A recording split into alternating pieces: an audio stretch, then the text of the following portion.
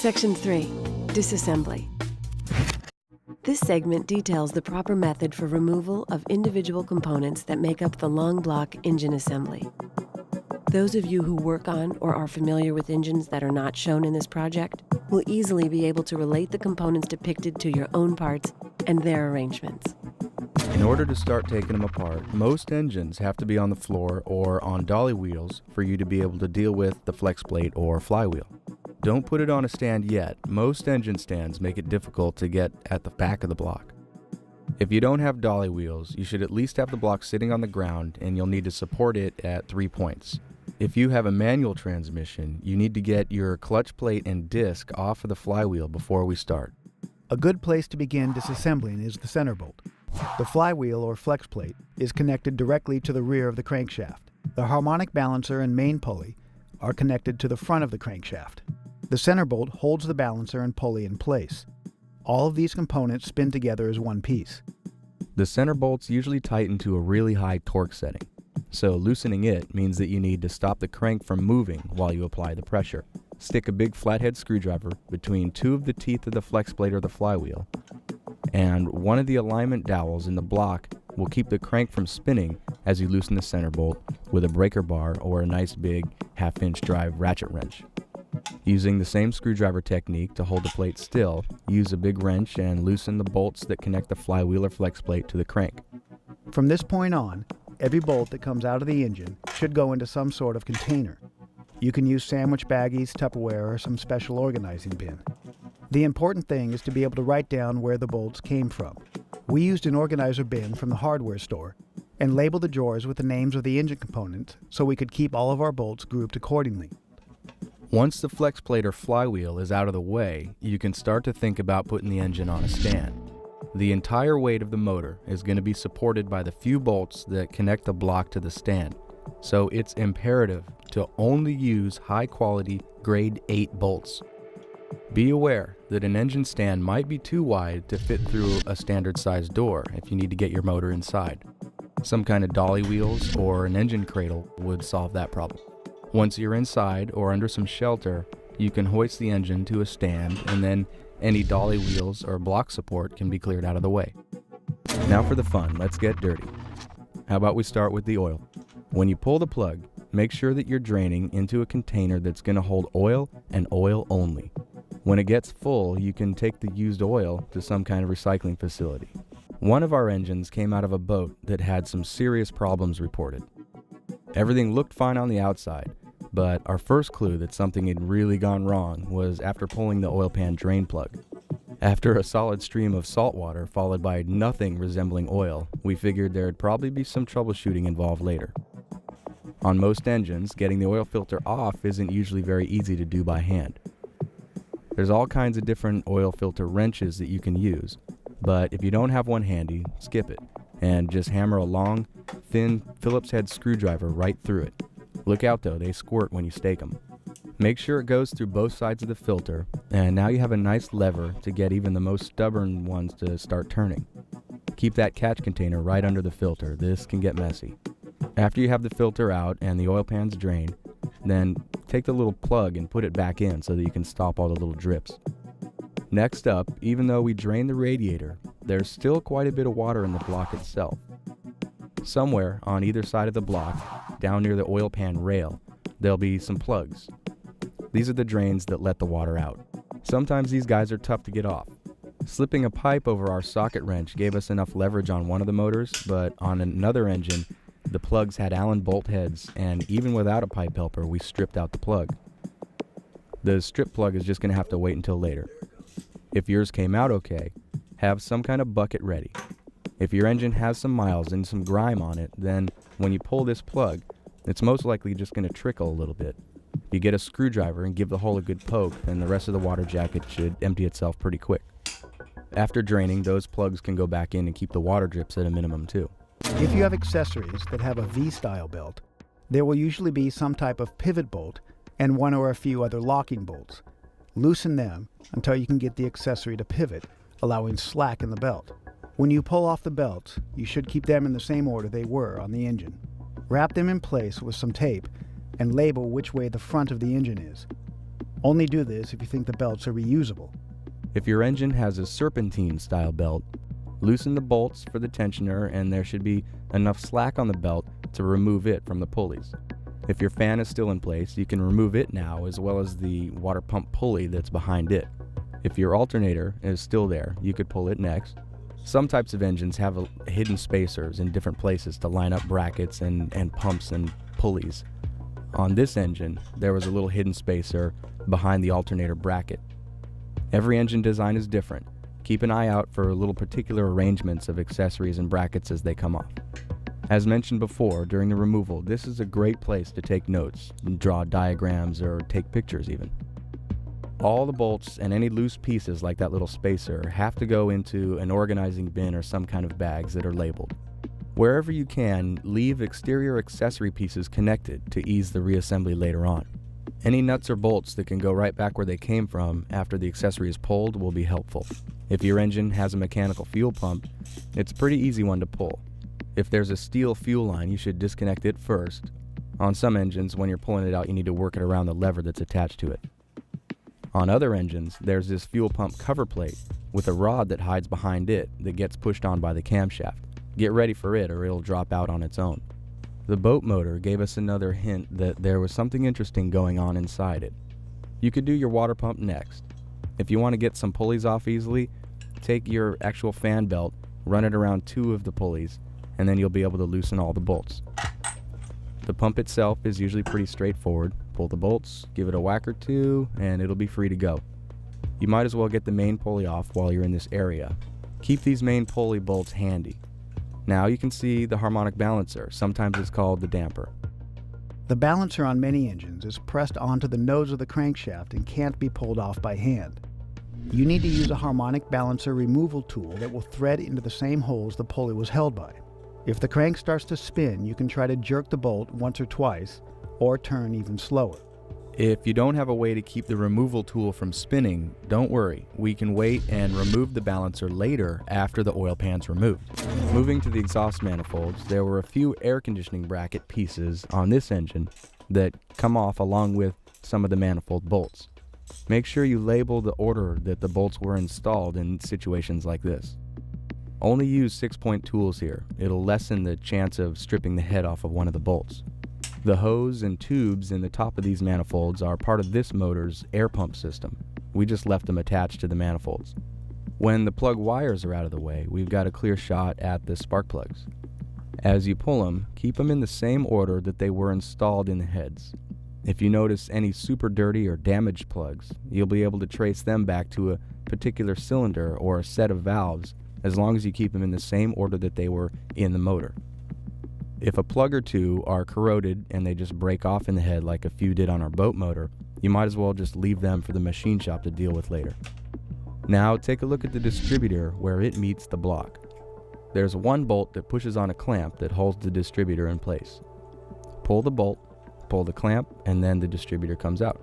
It's usually pretty easy, but of course on our marine engine there was so much internal corrosion that we had to use a pry bar to get that one to slide out. When it's time to deal with the intake, every scenario is going to be different in this area of the engine. Sometimes the carburetor and intake manifold can come off before the valve covers. Clearing the carb off our marine engine gave us some better hints to what went wrong. On some engines, and in this case, the valve covers will block the intake manifold from lifting off until the covers are clear. After some prying and tapping, the covers came off, and whoa, we didn't expect to see something like that either. This is going to get good once we get inside this thing, but back to that tragedy later. In the case of fuel-injected motors, a lot of times you can leave the whole fuel delivery system bolted to the intake manifold and remove everything as one piece. If your covers come off after the intake, you'll usually need to tap and pry at the valve covers a little bit to break the seal. Be careful not to bend the covers themselves too badly. After you pull the bolts on the intake manifold, it's helpful to have a putty knife or a thin blade gasket scraper to tap in between the cylinder head and the intake manifold. Follow that with a tap between the block and the intake to break the seal and loosen it enough to lift it off. You should be careful with cast iron intake manifolds. They're really heavy. You might also need a scraper to get the intake gaskets off. Sometimes they stick to the head, sometimes they stay on the manifold. On the back rail of this block, there was a little fitting for the oil pressure gauge that we pulled off. The marine engine had a fitting in the block. Just make sure to clear out any of these sending units or sensors and take notes if you need to.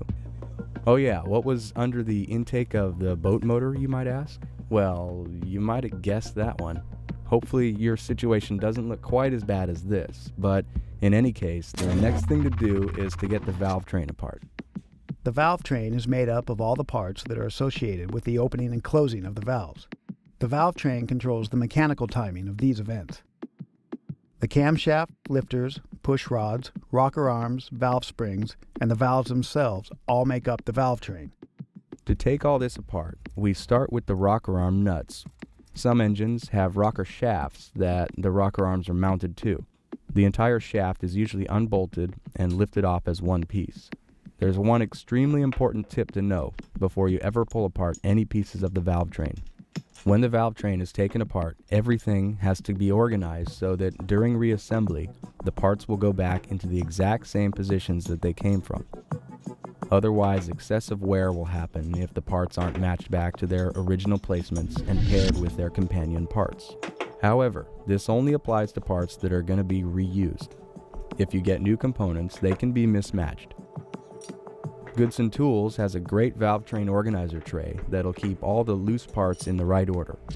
As the rocker arms come off, make sure the pivot ball that's under the rocker nut stays with its respective rocker arm. It was an easy decision that the rockers on the marine engine would need to be cleaned in a hot tank at the machine shop, so they all went onto a wire hanger to keep them in the same order for when it comes time to put it all back together. If you put a washer or some other kind of metal label on one end of the strand, you'll know which rockers are supposed to go back on the forward or rear part of each cylinder head. As the push rods come out, you need to make sure the upper end stays in the up position. If these go back in upside down or get mixed up, they're going to wear out a lot quicker. When it comes time for lifters, Craftsman makes a nice pick set that makes pulling clean lifters out a lot easier. You could also use a small flathead screwdriver. On the marine engine, we had to do a little surgery. Considering that most rebuilds require replacement of the lifters and camshaft, all the lifters that we could find on this motor went in the trash. If any or all of your lifters are gummed up really bad with dirty oil and don't want to come out, just leave them in the stuck position and we'll remove them from the bottom after the cam is out of the way. The ones that do come out should go right into some kind of organizer tray if you think they might be reusable. Later, we'll have a closer look to see if they're any good or not. With the upper valve train out of the way, we can unbolt the cylinder heads. Some of the bolts are under where the valve covers were, and the others are outside near where the spark plugs used to be. Get these bolts into a bag or bin, but don't pull them all. On each head, you want to leave 2 bolts in the corners. They should be threaded in 3 or 4 turns, but not all the way seated. Make sure before the heads come off that you put some kind of identifying mark on at least one of the heads so you know which side of the block the heads go back to. Put a pry bar or the handle of a long socket wrench in one of the intake port openings of the head and give it a solid shove. Don't push too hard. You don't want to damage the inside of the intake port or your tool. Double check that the safety pin is in your engine stand so that the weight of the engine doesn't shift when you pull just one of the heads. Now take out the safety bolts. Put a few fingers in one of the intake ports and your other hand in an exhaust port. Get a good grip. Lift the heads directly off. Cylinder heads are also very heavy, so be careful, especially if you have a big block. Once they're off, we get a glimpse of the conditions that were inside the combustion chamber. These crusty flakes are burned oil, which is a good indication of worn valve guides. These brownish, rusty spots on the head gasket, where the water flows between the block and the head, is a symptom of the multiple overheats that this motor had experienced. Keep an eye out for the gaskets. Sometimes they stuck to the heads, sometimes they're stuck on the block. Once the heads were off the marine engine, we saw even more signs of the problem that it had. Every cylinder was full of ocean water. But for now, on to the short block. Before we can get a look at the rotating assembly, which consists of the crankshaft, connecting rods, and pistons, we'll need to pull off the oil pan. If your engine had problems, most likely there'll be a layer of oil sludge and possibly metal particles or other foreign objects in the bottom of the oil pan. We want to leave all the evidence intact, so don't rotate the engine upside down just yet. Start pulling the oil pan bolts and put them into a bin or bag. Pull all of them except for 2 bolts that are in opposite corners from each other. Make sure these 2 are backed out about halfway. Now tap your putty knife or a gasket scraper in a few spots all the way around the pan and start to pry it loose. Soon enough, you'll be able to pry it down until it's resting on just the 2 catch bolts. Now support the pan from the bottom and pull those 2 bolts. Work the pan down to break it away from the old gasket if you need to. It might take a little finessing to get some pans to clear types of internal oil pumps or oil baffles. Right here is where we got the most interesting view of the marine engine. We already knew that a bunch of water had gotten into this engine, and we expected there to be a pretty serious pile of goo in the bottom of the oil pan, but man, when oil and lots of water meet a rotating crank, this is what happens. As far as the balancer is concerned, this motor is completely seized, so the crank won't even rotate if we tried. The balancer came right off, and back on one of our other engines, this is the one that we weren't able to get the balancer off earlier because the crank kept spinning while we were using the balancer removal tool. Now, with the oil pan off, we stick a hammer handle or something in there to stop the crank from turning. That's how you'll remove the balancer if you couldn't get it off earlier. Now we can see the nose of the crankshaft, and we're clear to get the timing cover off. Of course, as always, all these guys go into a bin. A trusty putty knife or gasket scraper makes popping off timing covers a piece of cake. Now we can see the timing chain, but before we pull it off, let's check the chain stretch and see if it's even worth saving this thing or not. A good repair manual will show you how much flex is acceptable. Our specs said that it's about a 1/2 inch for this engine. Any more flex on the chain and it should be replaced.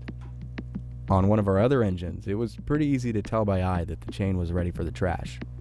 Some motors only have 1 bolt in the upper gear, and then both the upper and lower gears slide off with the chain as one piece, by hand.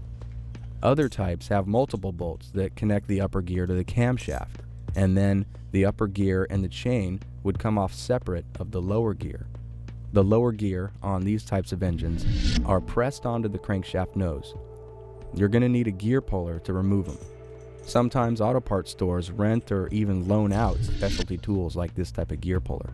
We're about to pull apart the rotating assembly, which includes the crankshaft, connecting rods, and pistons.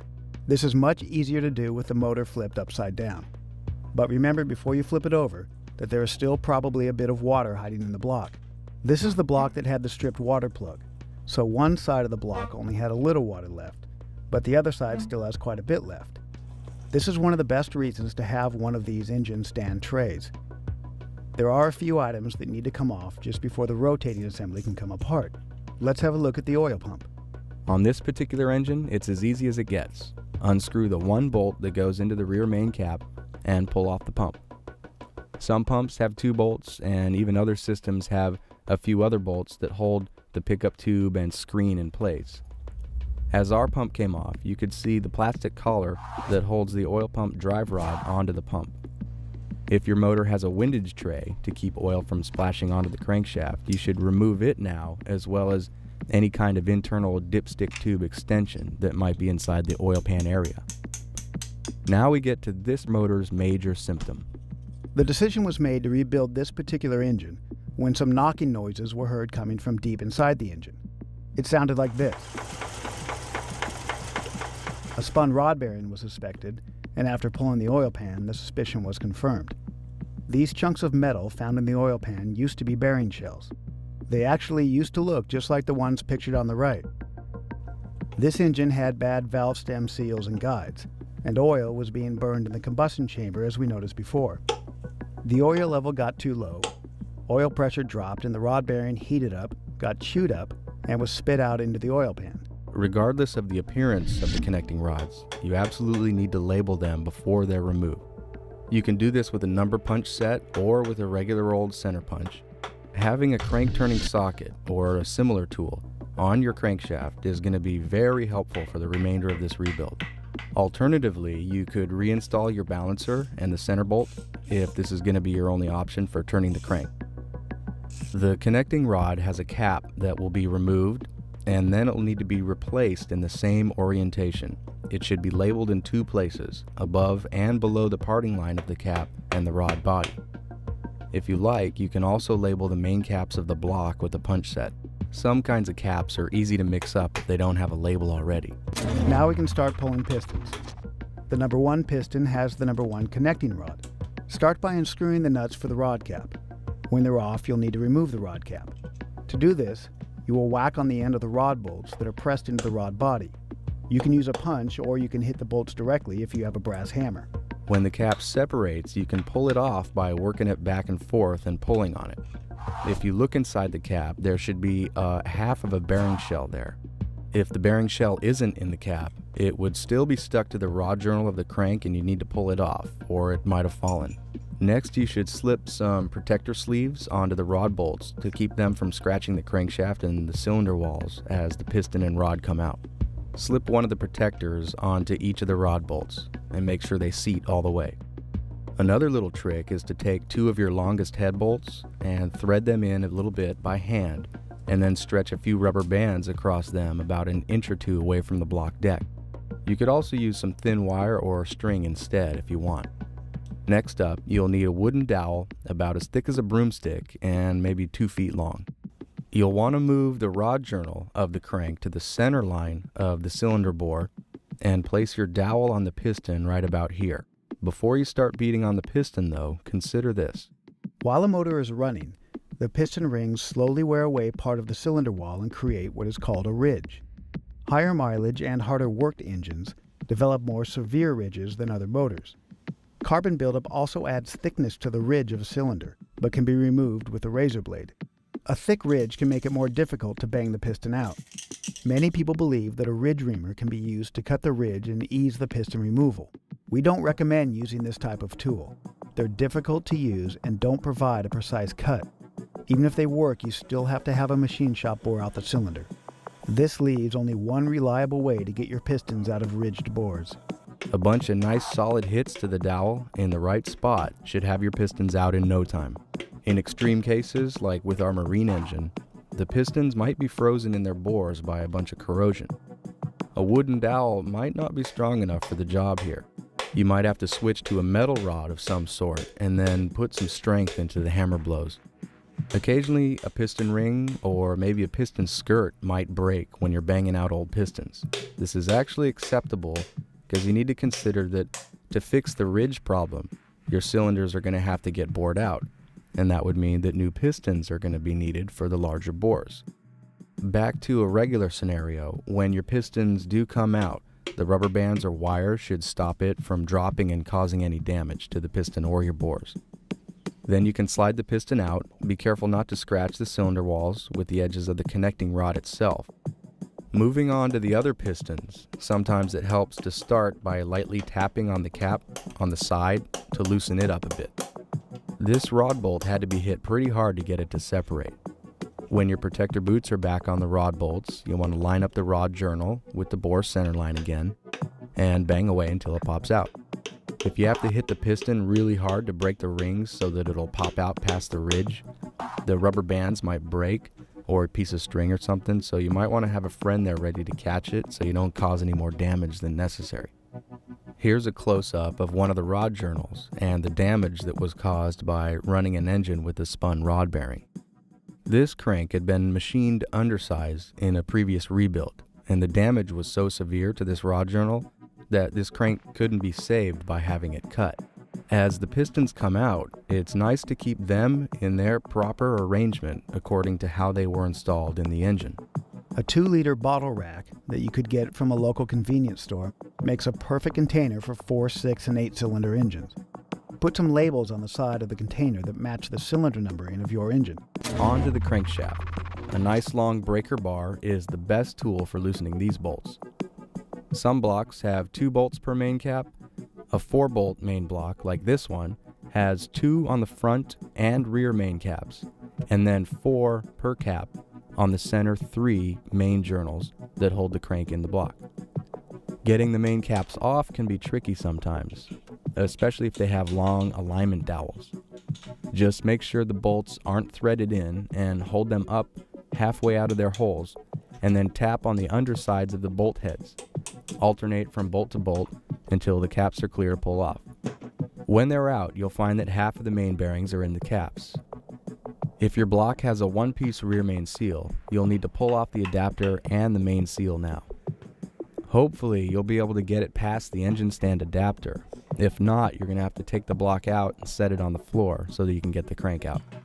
When everything's clear and you're ready to lift out the crank, be aware that crankshafts are heavy and awkward. If it's not easy for you to get a grip on yours and lift it out, then you should get someone to help. The block is upside down right now, so the lower halves of the main bearings were in the main caps that you just pulled off.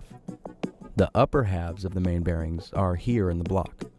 They're the ones that have the oil feed holes in them. Make sure there aren't any bearing halves that are stuck to the crank journals. Removing main bearings from the block is pretty easy.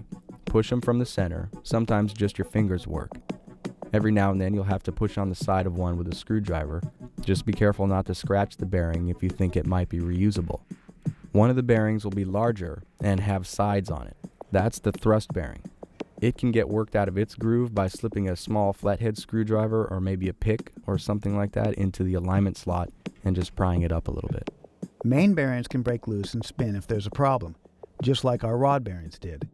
A close look at these main bearings showed that a heavy amount of metal shavings were embedded in the soft metal of the bearings. Some was normal engine wear, but on this particular engine, the bulk of it was probably from that spun rod bearing we discovered. Here's a chunk that was still in the oil passage behind the bearing.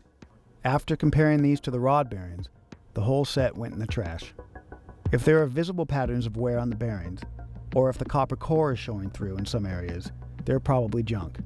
If you're not sure, put them in a box or bin. Put them in the order that they were arranged in the engine, and bring them with you to the machine shop for some more advice. If your motor has a rope seal or a two-piece rear main seal, you should pull out the other two halves of those. Now it's time to pull the camshaft and deal with any of the stuck lifters you might have had. Make sure the lifters are all pushed out of the way of the cam. With the block inverted, gravity should help keep them out of the way. Reach your hand in the rear of the block and guide the cam out very gently. If you plan on reusing the camshaft bearings, you should make sure that the cam doesn't scrape them up as it's passed through. Once your cam is out, if you have any stuck lifters, now you'll be able to get them out. Almost every rebuild requires that the cam and lifter be replaced. If you think that your cam might be okay to be reused, then wrap it in some thin cardboard or slide it into a tube or something to keep the dust off of it until you can take it to the machine shop or evaluate it. If you don't have an engine hoist available, this is where you'll need the help of a friend. Lift the block onto the ground or a workbench and lay it in an inverted position. You should remove the engine stand adapters so you can get to the oil gallery plugs at the rear of the block. If they are fitted with the square type plugs, only use the proper hardened steel tool to remove them. Don't use the square part of one of your ratchet wrenches. They may feel stuck. Don't force them to the point of stripping them out. If you have a torch available, you can heat up frozen plugs until they are super hot. Then let them cool and they might be loose enough to pry open. If not, or if they strip, your machine shop will have to get them out for you. If you were able to get the rear plugs out and you have the hammer-in style plugs in the front of your block, you can pass a metal rod through the oil gallery and bang out the front ones from the rear. Each engine block will have its own particular block plugs in various places. On this block, there's a sneaky hidden plug that can only be banged out after removing the oil pressure sender gauge fitting on the top of the rear of the block. You'll just need to go through your particular block and remove any plug or adapter or fitting that would hinder the cleaning process for you at the machine shop. You may not even have to deal with any of these plugs. Most machine shops will strip down and clean the block for you as part of a standard service package. If you do want to continue yourself, the water jacket freeze plugs come last. They're pretty easy though. Use a punch and drive them into the water jacket area. They'll fall down inside, but you'll be able to grab them.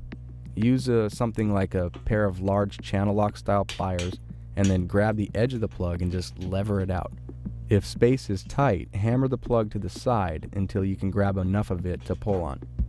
One last thing, don't forget to remove your water jacket drain plugs. But if you remember, on one of our engines, we ended up stripping one of those. To get it out, we drilled right through it, and then we heated it up with a torch, and then let it cool down so that some of the threads might break loose. Then we banged an extractor tool into the open hole and just wrenched on it until it finally let loose and threaded out. The only thing that should be left on your block besides paint and dirt are the camshaft bearings. If you think your bearings are reusable, keep in mind that even the cleaning process at any machine shop will leave a gritty residue on the cam bearings. If you have any block work done, metal particles or shavings from the machining process are going to embed themselves in the soft metal of a good bearing and render it useless. If you have a camshaft bearing tool and know how to use it, you can bang out good or bad bearings before the trip to the machine shop. We would just recommend you have the machine shop remove and install the cam bearings as part of the block service job. If you know for sure you're going to have your machine shop do a valve job for you, you could just skip the disassembly of the heads and drop them off with everything still installed. If you want to get them apart to have a look for yourself, the first step is to break the seal between the retainer and the keepers. When the valve is in the head, there are two angled pieces called keepers that fit into the top groove in the valve stem. The spring retainer is held in place by the angled shape of the keepers and the pressure of the spring pushing up on it. When everything is assembled, the valve stays closed. Over time, the retainer gets stuck to the keepers, and you need to smack on the retainers only, not the valve tip, to break the seal. You can do this with an ordinary deep socket. Sometimes, if you get a good solid hit, a keeper will come loose, and it'll let you pull the whole spring and retainer right off right there.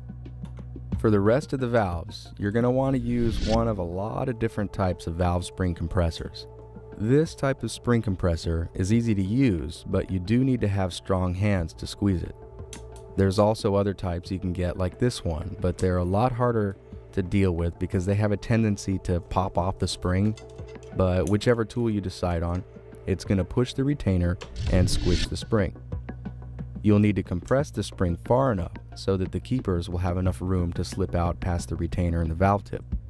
Needle nose pliers, or better yet, a magnetic pickup tool, are perfect for grabbing keepers. When they're out, you can release the compressor. Make sure the spring and retainer go immediately into the valve train organizer in their respective slots. If there's some kind of umbrella seal like this one for the valve stem, you can pull it off and just throw it away. There's no reason to ever reuse old seals. Also, if you see a spring shim, you're going to want to put it in the right spot in the organizer tray to stay with its valve as well. Every once in a while, a valve tip will have a burr on it. Grab a fine grade file and carefully rub out the burr, and then you'll be able to slide out the valve. When all the valves are out of the heads and in their proper place in the organizer tray, the disassembly of your motor should be done.